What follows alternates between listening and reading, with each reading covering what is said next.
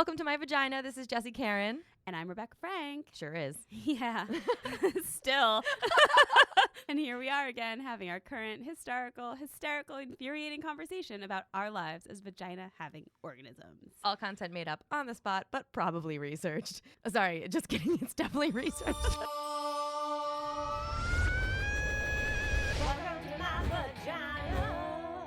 Yeah, first of all, fuck yeah, Ireland. We can just give like a hip, hip, hooray, Ireland. This woman came in and she started chatting with me and she was just so happy. You know, like when you can see that like glassy-eyed pride of your own country. Yeah.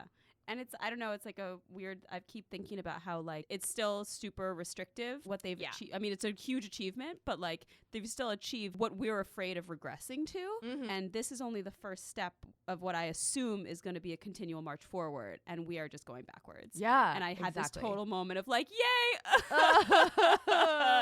But yay, Ireland. Yay, Ireland. Get it. Yeah. I mean, we'll be happy for 2 seconds and then remember where we are in The Handmaid's Tale. Yeah. Yeah. Anyway, for an update on my goat, Oscar, that none of you yeah. seem to care about. I care. Thank you. You're welcome. Nah. That was a sheep. I went to Costa Rica and I got out of the airport, rented a car, and then went all the way to this rescue center that I volunteered at 2 years ago for a few weeks. And, you know, of course, this goat imprinted on me and we fell madly in love. He didn't imprint on me, but I imprinted on him. But I bottle fed him, so I wanted to go there and like see him, and nobody would answer the phone, so I just drove an hour out of my way. That's fantastic. To go see a goat at an exotic rescue center Yeah. where there's like sloths and like monkeys and like shit that isn't here. Yeah, totally. He wasn't there. Why? Because they said that they're not allowed to keep domestic animals, so they sent him to a farm. Which immediately I was like, don't ask. Does that mean that he's really on a farm, or does that mean like what my mom used to say when she sent my fish to a farm? Yeah. Oh, there's your fish plowing the fields. No, I think they sent him to a real farm. I don't think that an organization that saves animals would be like, you go to the glue factory, Oscar. You know what I mean? That's true. It's a feeling I have. Oh, we forgot to talk about the bats. Oh yeah, bats. Oh, okay. So also in Costa Rica, I was like driving by this bat. What is it called? Oh, like an apiary for bats? Yes. Oh, fun. Thank you. Bapiary. But anyway, I like drove by it and like swung my car in there because my mom hates bats, so I love sending her pictures. Yeah. Oh, they're so awesome. I also love them, and Rebekah told me that she also loves them. Yeah. So when I was in Guatemala a number of years ago with my friend Carrie, we went and like hiked up. We went on this little trip to this like little volcano lake thingy. And we had to leave to catch the pickup truck at like 4. And we also wanted to go to this bat cave. So the bat cave. Like they apparently at dusk, like all the bats go. Like, oh, you got to do that? I didn't get to do it because oh my God. Because we climbed up this little mountain and we were back with plenty of time to catch the pickup truck. And what happened? The pickup truck left us at the bottom of a mountain. And let me just tell you this. My friend Carrie has bright red curly hair. You do not forget the redhead. You don't miss her. No, you don't miss the redhead. You know somebody's missing. Like when head count happens, you're like, yeah, where's the redhead? Where's the ginger? Where is she? So we hiked back up the mountain on foot, and then I waved down this random pickup truck that drove us to the top. We didn't end up seeing the bats, but we did hitchhike with a bunch of priests back to the city that we were staying in. No bats, but yes, priests. I've always wanted to do that, though. I've always wanted to like stand out in front of a cave at dusk and like have the bats like fly past me. Yeah, it just seems so awesome. Yeah, we should do that. Yeah. We should do that. Yeah. And we'll record it for everyone who's listening. Yeah, we will. Maybe if you're lucky. Yeah. Somebody pay for our trip. Yeah. Come on, you want to. Oh, you can go onto our Patreon and give us money. Oh, that's so weird. We have a Patreon for you to give us money to go to a bat cave. Yeah, so go to patreon.com and look up Welcome to My Vagina and give us some money. Yeah, watch bats poop on us. Yeah. I'll do that for you. No. Shakaka. Welcome to Menstruation Orientation. Oh, no, you don't. Now, we know you don't want to hear about it. But they don't want to have it, so sit your ass down and listen for once in your life. Today, we're going to talk about menstruation, a.k.a. having your period. Which always makes me think of Alabama because they're, everyone has like a mascot. Mm-hmm. Theirs is the Crimson Tide. Seriously. And it makes me laugh every time. Weird. Yeah. Weird place to have that. Yeah. Can you imagine? Like, I think, like, the big football players, Crimson Tide, and they run out. It's, like, perfect. A bloody waste of your time, if you ask me. That's right. Good one. Thanks, I wrote it down. Anyway, welcome to the apocalypse, bitches. For those of you who don't know what menstruation is, fuck us and our sad educational Yeah, system. for real. Yeah. But it's the process in a woman of discharging blood. And other materials from the endometrium, which is the lining of the uterus, aka the womb. Womb. The womb. Womb. That's where babies are stored. Yeah, they hang out in there and swim. I imagine them having like a little jacuzzi area. Yeah, They're just, and like, swimmies, those little thing on their arms so they don't drown. real quick, here's how the process goes down. Yeah. Hey, Rebekah, you want to drop a beat? You want to drop a beat? Oh, a beat. I thought you said, do you want to drop a B? And I was like, I'm sorry, I left those at home. Try it. Oops. Can I do like a drum roll? Oh, drum roll, please. All right. Essentially, your whole menstrual cycle is designed to get you pregnant. It's your uterus' way of telling you, I'm the architect. I want to build something. I love Give us a building. baby. When ovulation occurs in the middle of your cycle. So like if it's 28 days, it's like around day 14. Mm-hmm. Yeah. I just started tracking that. Yeah. On On Clue. I do you it use on Clue? Flow. Okay, I use Clue. Do you But like I love Clue? Clue. Yeah. That's where Clue. I got a lot of the research from. Yeah, that I sent saw you. that. Yeah. I love that was great. Anyway, your hormones like estrogen and progesterone pick up the phone and tell your ovaries to release a mature egg, and then it moves down to the fallopian tubes where it could meet a sperm and get fertilized. Oh, hey, girl, hey. I like imagined it in the gym during prom, Yeah. and there's sperm on one side and there's ovaries on the other side, and nobody knows Yeah. who's gonna ask to dance. And then you have to go, and you barely touch the other one, and then one sperm is like, I'm gonna get up in there.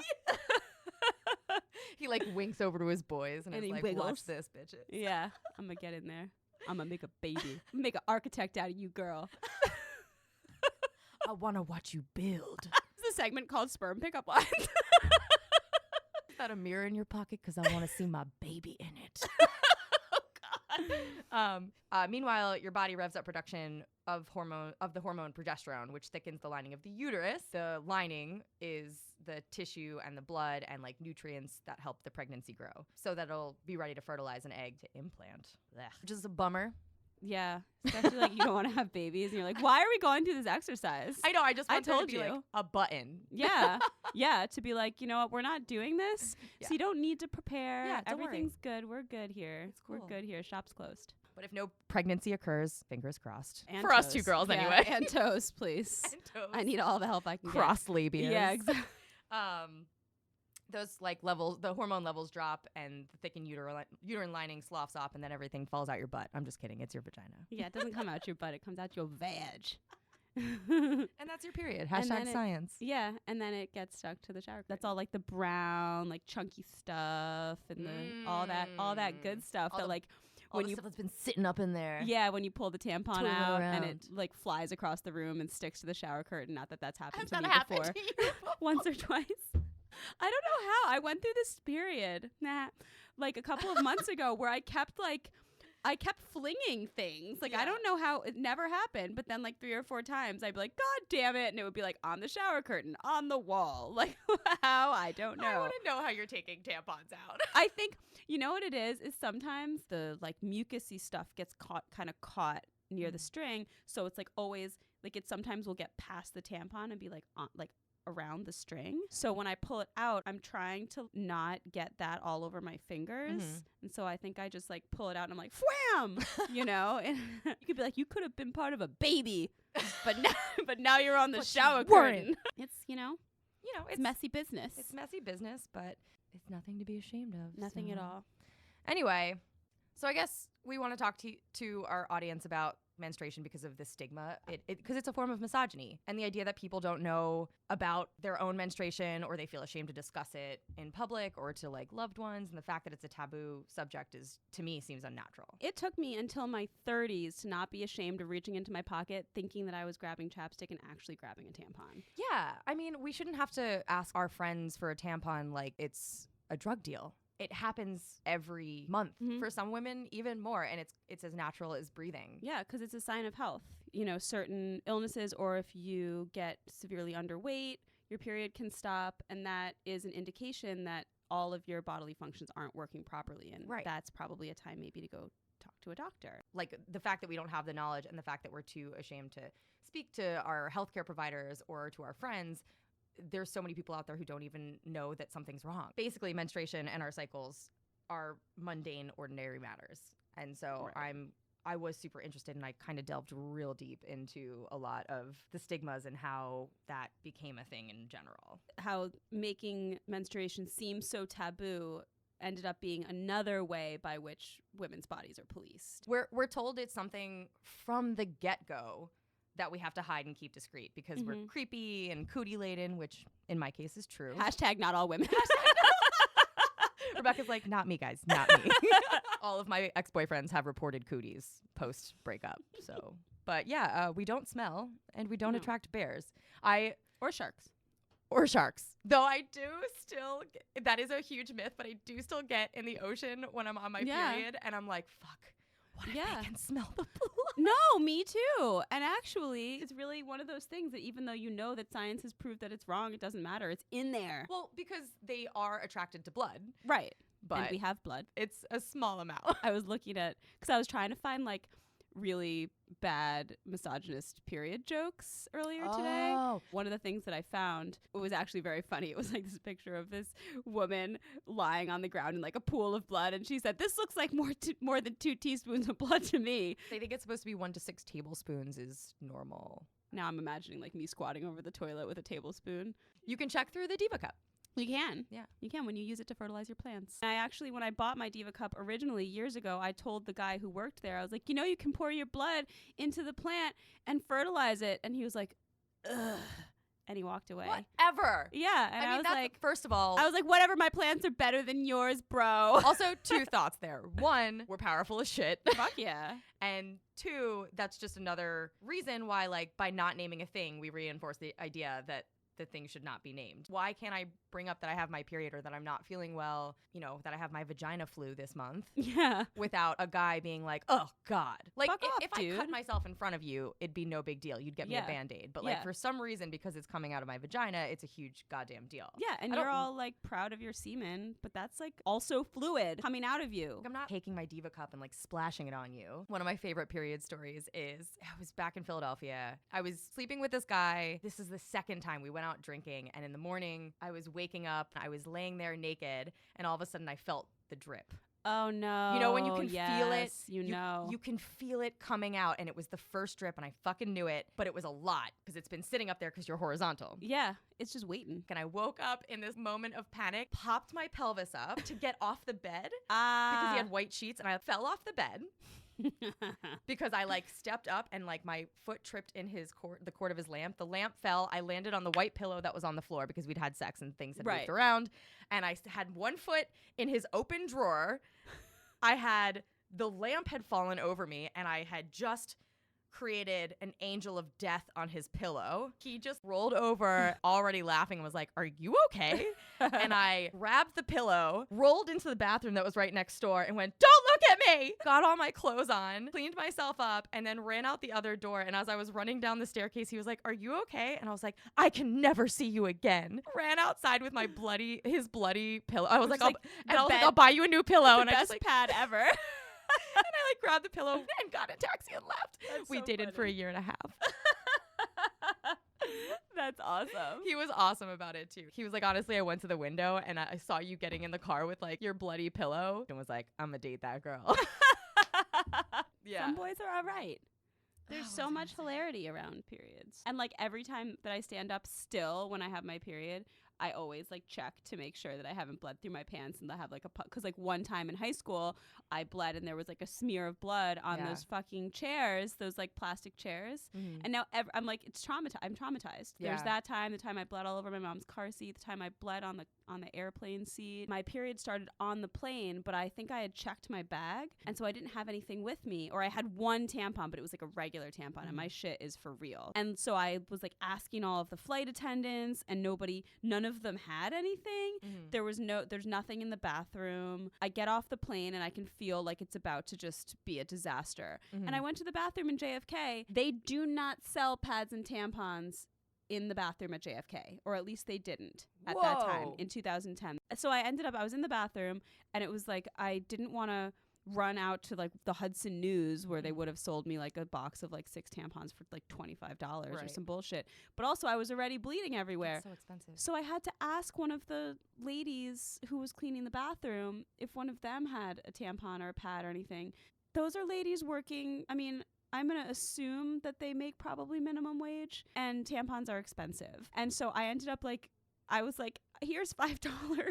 In most societies, management of menstruation is already like handled covertly. In middle income countries with limited access to like clean water and sanitation facilities, like they don't even have access to tampons or pads. And also in a lot of countries, like in rural parts of Nepal, women are literally put in isolation during their period and cannot go to classrooms with other students while they're menstruating, because the myth goes back to like the belief that women are unclean and will anger Hindu gods. And that happens all over the world. Women miss out on education because they're considered filthy because of something that is so incredibly natural. I mean, even like on top of that, when you look at education levels and stuff, they do find that during certain times of the month and after puberty, women's education a lot of times drops off. And it's partially because of what you just said, but it's also because for the education that we don't receive about how to handle it, they don't receive education. And like a lot of them think that there's something wrong with them. There's not open lines of communication. Maybe they don't have access to stuff that could help them, you know? And so a lot of girls just don't go to school. In Iran, menstruation is a disease. 48% of girls believe that menstruation is a disease. And so this is the thing that is always so confusing to me.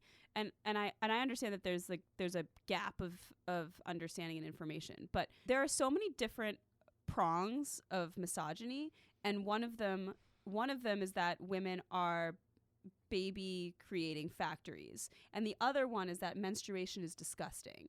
But you need to have menstruation in order to create a baby. And so like you can't have one without the other. Right. So why is like motherhood and childbirth so beautiful and so empowering and so wonderful, and then on the other end, this thing that actually allows it to happen is so dirty and disgusting and can't be talked about? So it's like we can't talk about menstruation, but then we're also only valued by some people by our ability to have children. Nobody knows how these taboos got started, but menstruation is like pre-language, pre-agriculture. I had a thought the other day where I was like, is it the gift of being able to create life that causes like this amount of resentment, like that we harness this power? Like all you do is you plant the seed, but we build the whole goddamn package. Yeah, we make the fingernails, guys. Yeah, we make the fingernails. On Clue in 2000, the historian Robert S. McElvain coined the term non-menstrual syndrome, or NMS, to describe the reproductive envy that led males to stigmatize menstruation and socially dominate women as psychological compensation for what men cannot do biologically. And I really like had that thought the other day where I was like, I wonder if this all started because they're jealous. Yeah, but I mean, there's so many ways in which our like strength and power is limited in order to keep us from achieving. High heels, for example, are a perfect example. Foot binding. One of the things that really stuck out to me is that a lot of the experts that were being talked about were men. Men designed menstrual products. Men decided that women should deliver babies on their backs to make it easier for male doctors to deliver the child. It wasn't about the power of the woman.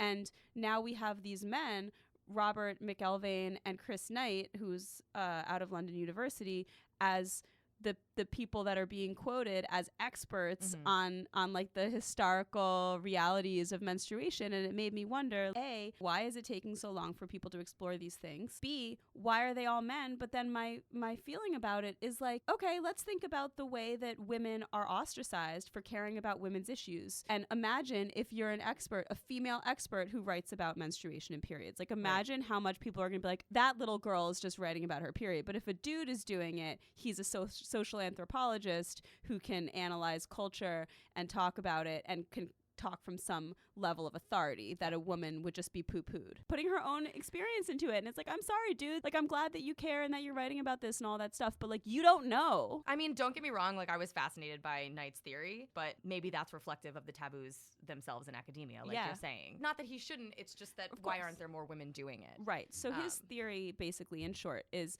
so Chris Knight, who's a social anthropologist from London University, believes that the original menstrual taboos were born of female-led and female-advantaging behaviors in early humans. So, for example, that the females taboo got flipped, basically. Right. That females themselves had good reason to establish menstruation as a time when their bodies could not be touched, creating their own taboo. Only later did this taboo transform into something that comprised female autonomy rather than enhanced it. So it's this idea that women came up with a way to be like, okay, this is a time that I need for myself to do my own thing, to you know, not be at the whims of you or whatever, to relax because my body's going through this thing. Well, it was also a way to ensure that the hunt happened, where if they sent them away while the moon was at its brightest, that they would all sit around and they wound up like cycling with the moon. The men would go out and hunt, bring back the food, they'd all share it, and then all this sexual activity would occur. So it was basically withholding sex to like create this level of peace. Right. But then there's the thing of there's actually no scientific evidence that women do cycle exactly with the moon cycle. And because Chris Knight has the only theoretical framework for this idea of like the menstrual taboo, that's the only thing we have to base it off of. It's an incredibly interesting theory. Why aren't there competing theories? Because this is not It's a theory. It's not fact. And we have one book. It's 2018. And this happens to us like every 21 to 28 days to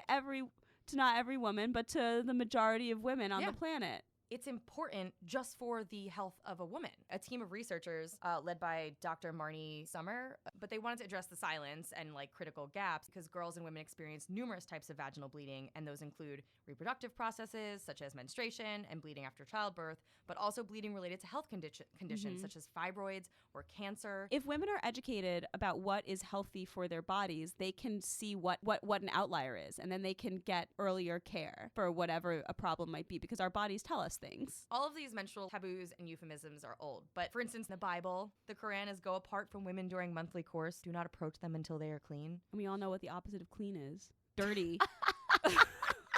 Even though menstrual negative taboos are pretty universal, there are exceptions.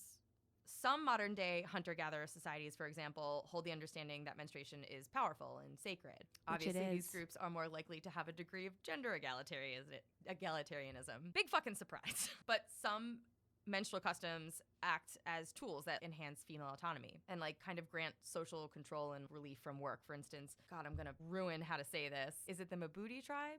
I know. No, I yo know, booty. I know. I'm saying that every time I said it, I giggled. Mbuti, yeah. Still sounds like booty. I know it does. We're bad people. Sorry, Mbooties. Anyway, a tribe in Zaire. They have a menstrual hut where women go to have their first periods, and they're accompanied by girls and female relatives because the period is considered powerful and blessed by the moon. And also, the Yurok Indians in northwestern California go on strike once a month for 10 days. See, that's awesome. It's amazing. So they don't cook, they don't do household chores, because it's believed that a woman should seclude herself during her flow because she is at the height of her powers. How cool is that? That is really cool. It said, so she should not be distracted by mundane worries or the opposite sex, which I wish I could do all the time. Right? Quick history lesson. Yes. The Mbooties. We are really sorry. Yeah, sorry. Okay. The Mbuti Tribe now probably lives in the Democratic Republic of the Congo because Zaire ceased to exist in 1997. Bye, Zaire. Bye, Zaire. Yeah, there's so many examples of this that I really enjoyed. There are women among the Kalasha people of northwest Pakistan, and they do the same thing. They go to a communal meeting house. They go away from the men. They gossip. They sing together. They talk about their menstruation. It's amazing. And honestly, what's cool about that is that the men express pride that this is in their society, that they say our women are free. Right. Despite the fact that the Bashali building is off limits to them. And the Bashali building is the menstruation hut. Right. The way that something is framed matters. And so if women are forced to go into a hut because they can't be around, that's not a good thing. But if the hut exists and it's a place of female empowerment that they choose to go to, that men can't go, that's viewed as this like very important sacred space, that's a different use of a similar thing. You know, I was thinking back about Chris Knight also, is one of the things that I highlighted that he had talked about is this this idea that the origins of sexual morality, he traced them back to self-organization and collective resistance toward the bad behavior of males. And he argues that women could not command respect if they allowed men to take sexual access to them for granted. The way to get men to be helpful was to make clear that sex was conditional on good behavior. So that puts us in another taboo that we feel in our society, that women don't want to have sex and are withholding it from you and that you deserve it. Right. And it also makes it transactional, which is a problem that we're going to talk about when we get into the incels in a future episode. But then he says to make this work, women had to establish at least periodically the most foundational rule of all, that no means no. As Knight puts it, if the body is not sacred, nothing is.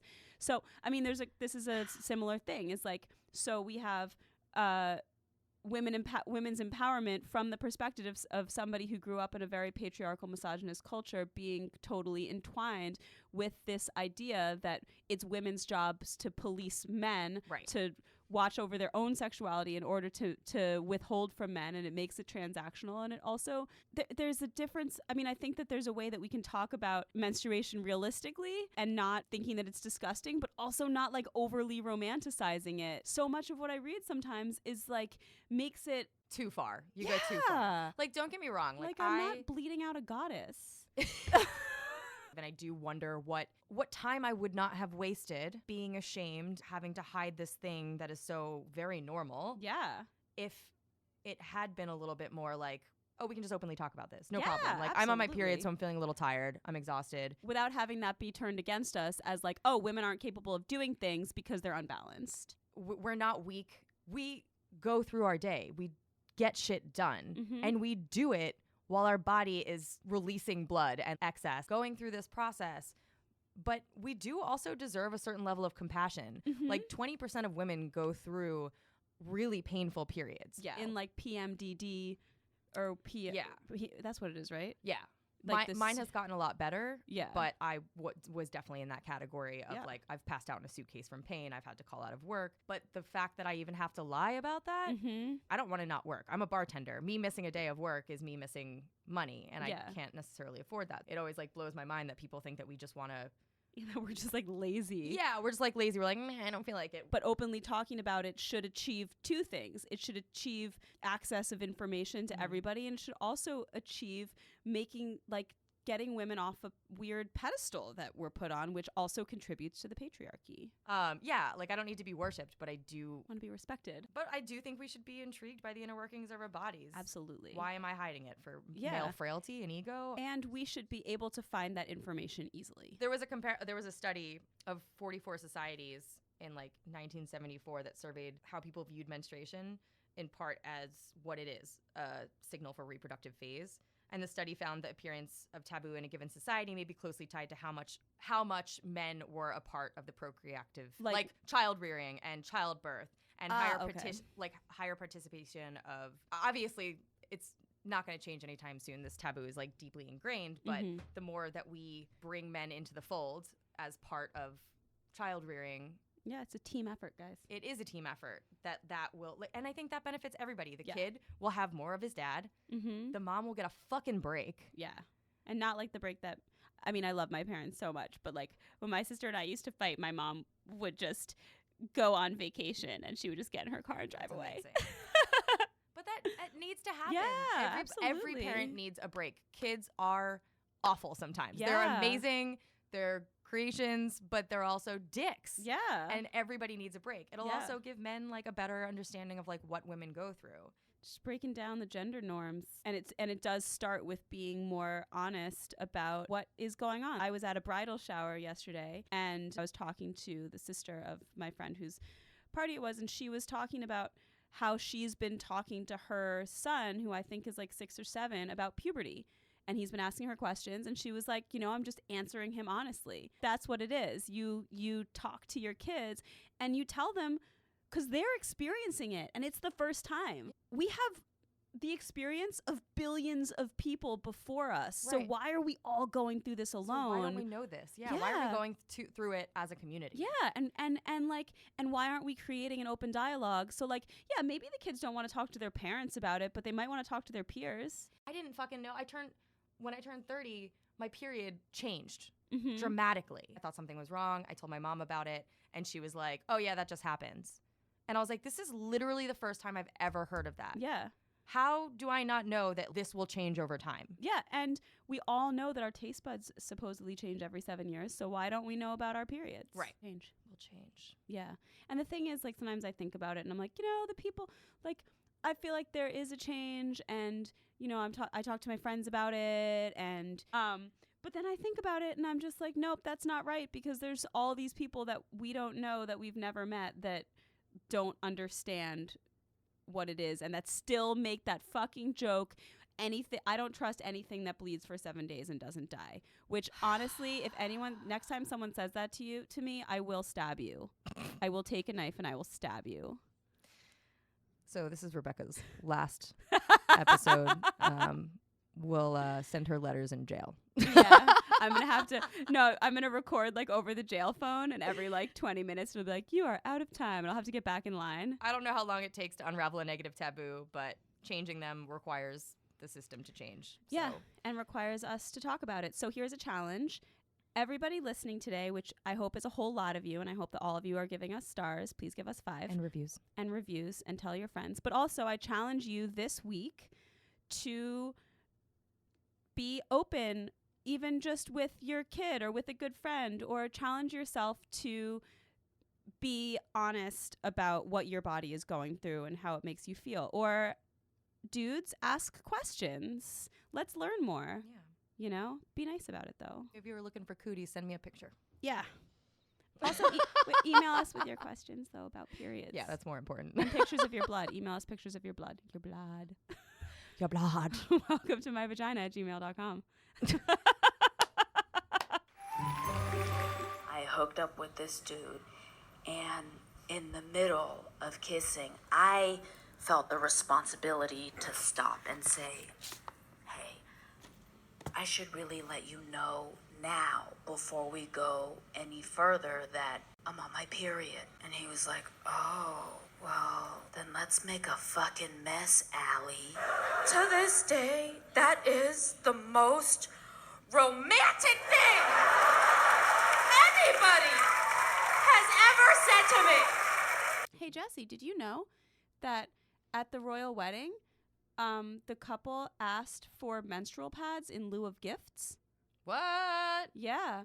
In particular, for donations to the Meena Mahila Foundation in India, which manufactures and sells affordable pads throughout the slums of Mumbai, tackling taboo and shame along the way. Cool. So this is an article I'm reading in Refinery 29. I'll link it in the episode notes. On International Women's Day 2017, Meghan Markle penned an essay for Time about the global need to address menstruation as a matter of gender equity. She wrote, quote, from sub-Saharan Africa to India, Iran, and several other countries, the stigma surrounding menstruation and lack of access to proper sanitation directly inhibit young women from pursuing an education. Fucking awesome. The tits. She is the tits. She's the goddamn tits. The cat's meow. Did you know that a modern woman has about 450 periods in her lifetime, but her grandmother may have only had 150 because of multiple pregnancies? I didn't. My grandma had 6 kids. Oh, snap! She had way less than me because I got myself 0. Did you know that in 1946, Walt Disney made a movie about menstruation? I did know that because I used it in one of my videos. Damn it. That was the sound of the air coming out of my sails. Did you know that up until the 1800s, doctors believed that women had wandering wombs? Like they would jump out of one body and go into another one? Uteruses were thought to literally wander around the body, causing all sorts of emotional and physical problems. Yeah. Whee! Yeah. Like they just like got up on their fallopian tubes and were like, deuces, pelvis. Did you know that Always was the first company to show blood in an advertisement for their sanitary napkins? Oh, shit. And it just happened in 2011.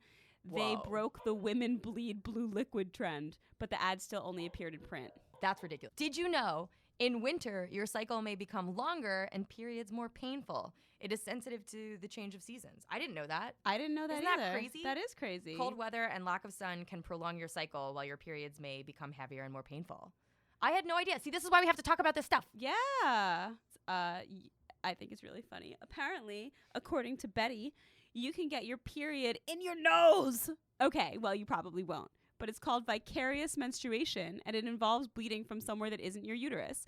Women have bled from their nosebleeds. Women have blood from their eyes, noses, and even lungs during their periods, and it occurs because your blood capillaries all over your body soften during menstruation and sometimes allow blood to come out. It's okay. It's very, very rare. I mean, that's probably true. Yeah. But you can get your period in your nose. Did you know that there are 2 phases of your cycle? The follicular phase and the luteal phase. I didn't know that. I didn't know that. Yeah, I didn't either. So the first day of menstruation marks the phase of the follicular phase, and during this phase, the eggs are maturing in the ovaries. Ovulation occurs at the end of the follicular phase. And then after the ovulation, the luteal phase begins, and the egg can be fertilized. And if there's no conception, again, fingers crossed, the uterine lining sheds and your period begins.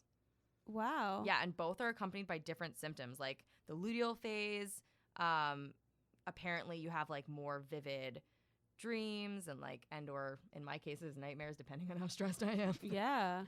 Wow. Yeah. I didn't know that. And I just found out that those clots are made by contractions. Yeah, when you have period cramps, your uterus contracts. Oh, yeah. And when it happens frequently, it can stop your blood from thinning out before it comes out, resulting in clots. Oh. I mean, I don't know if that's true because this is a questionable website, but it's still interesting. It's not, this one was, it's not medically necessary to have sex during painful periods, but it can help relieve menstrual cramps. However, the cervix is open during menstruation, which for some reason, all I can think of is the Stranger Things monster where his face opens up. Oh. Yeah. But anyway, since the cervix is open, you're more at risk for infection. Oh. See, and I was thinking of people who can chug beers and just like open their throats up. My vagina can fucking chug a beer with any bro. That's right. That's right. Yeah.